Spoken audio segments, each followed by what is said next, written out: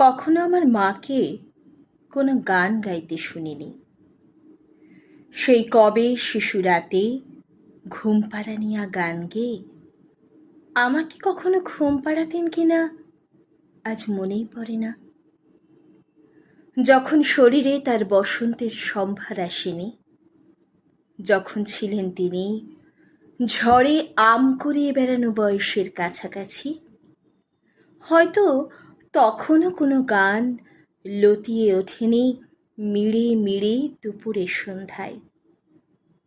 পাছে গুরুজনদের কানে যায়, এবং স্বামীর সংসারে এসেও মা আমার সারাক্ষণ ছিলেন নিশ্চুপ, বড় বেশি নেপথ্যচারিণী।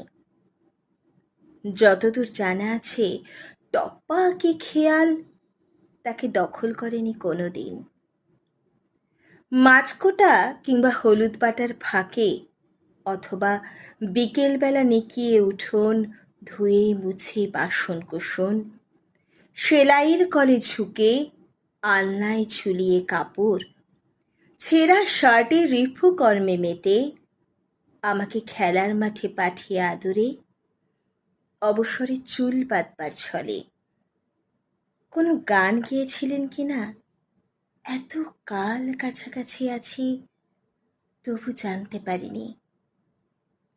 যেন তিনি তার সব গান দুঃখ জাগানিয়া কোনো কাঠের সিন্ধুকে রেখেছেন বন্ধ করে আজীবন।